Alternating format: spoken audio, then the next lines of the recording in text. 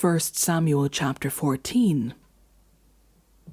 One day, Jonathan, son of Saul, said to his young armor-bearer, "Come, let's go over to the Philistine outpost on the other side."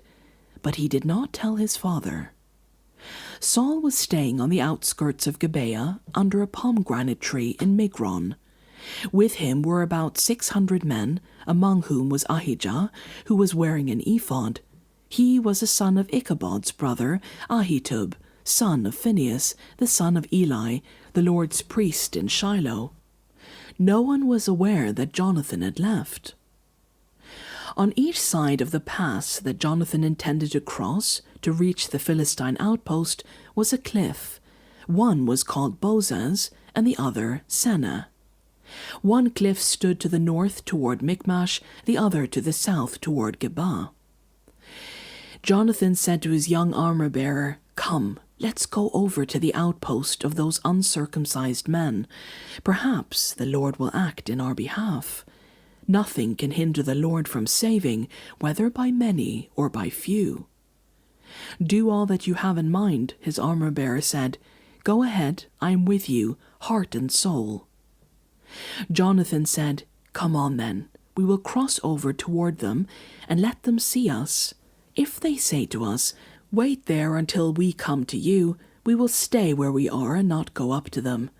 But if they say, 'Come up to us,' we will climb up, because that will be our sign that the Lord has given them into our hands." So both of them showed themselves to the Philistine outpost. "Look," said the Philistines, "the Hebrews are crawling out of the holes they were hiding in." The men of the outpost shouted to Jonathan and his armor-bearer, "Come up to us and we'll teach you a lesson." So Jonathan said to his armor-bearer, "Climb up after me. The Lord has given them into the hand of Israel." Jonathan climbed up using his hands and feet, with his armor-bearer right behind him. The Philistines fell back before Jonathan, and his armor-bearer followed and killed behind him. In that first attack, Jonathan and his armor-bearer killed some 20 men in an area of about half an acre.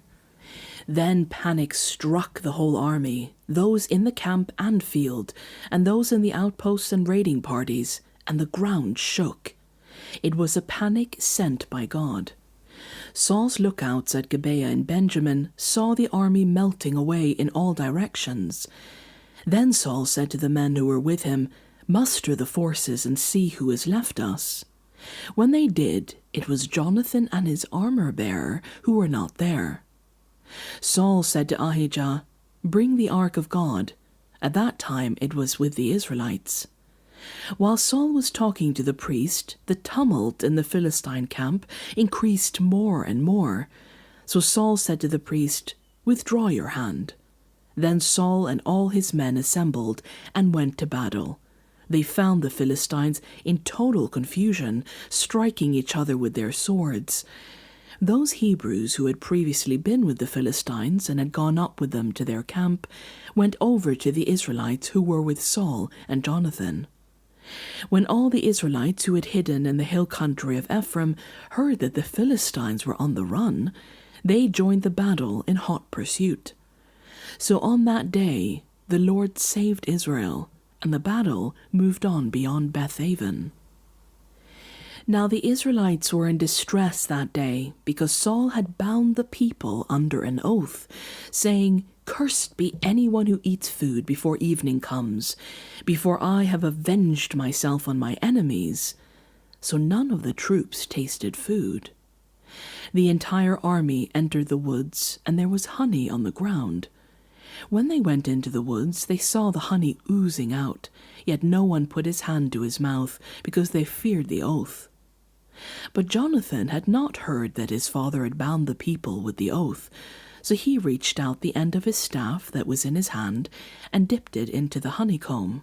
He raised his hand to his mouth, and his eyes brightened. Then one of the soldiers told him, "Your father bound the army under a strict oath, saying, 'Cursed be anyone who eats food today.' That is why the men are faint." Jonathan said, "My father has made trouble for the country. See how my eyes brightened when I tasted a little of this honey. How much better it would have been if the men had eaten today some of the plunder they took from their enemies. Would not the slaughter of the Philistines have been even greater? That day, after the Israelites had struck down the Philistines from Michmash to Aijalon, they were exhausted. They pounced on the plunder, and taking sheep, cattle, and calves, they butchered them on the ground and ate them, together with the blood. Then someone said to Saul, "Look, the men are sinning against the Lord by eating meat that has blood in it." "You have broken faith," he said. "Roll a large stone over here at once." Then he said, "Go out among the men and tell them, 'Each of you bring your cattle and sheep, and slaughter them here and eat them.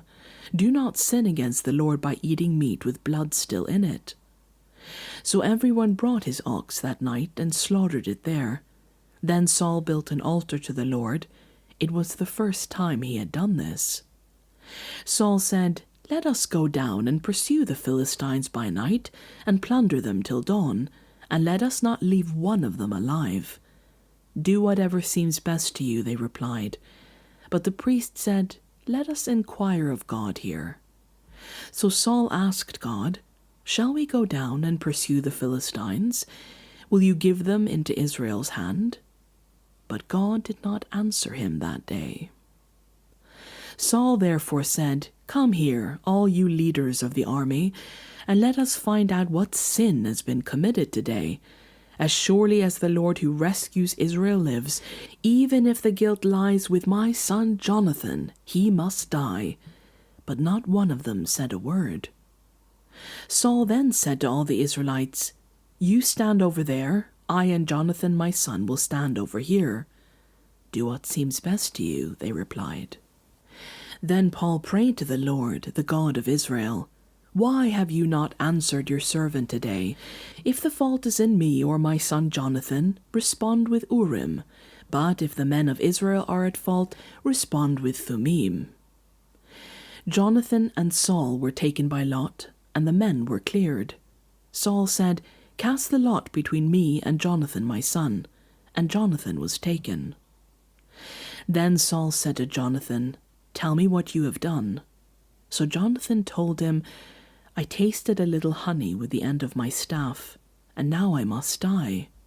Saul said, "May God deal with me, be it ever so severely, if you do not die, Jonathan." But the men said to Saul, "Should Jonathan die? He who has brought about this great deliverance in Israel? Never! As surely as the Lord lives, not a hair of his head will fall to the ground, for he did this today with God's help." So the men rescued Jonathan, and he was not put to death. Then Saul stopped pursuing the Philistines, and they withdrew to their own land. After Saul had assumed rule over Israel, he fought against their enemies on every side: Moab, the Ammonites, Edom, the kings of Zobah, and the Philistines. Wherever he turned, he inflicted punishment on them. He fought valiantly and defeated the Amalekites, delivering Israel from the hands of those who had plundered them. Saul's sons were Jonathan, Ishvi, and Malchishua. The name of his older daughter was Merab, and that of the younger was Michal. His wife's name was Ahinoam, daughter of Ahimaaz. The name of the commander of Saul's army was Abner, son of Ner, and Ner was Saul's uncle. Saul's father Kish and Abner's father Ner were sons of Abiel. All the days of Saul there was bitter war with the Philistines, and whenever Saul saw a brave or mighty man, he took him into his service.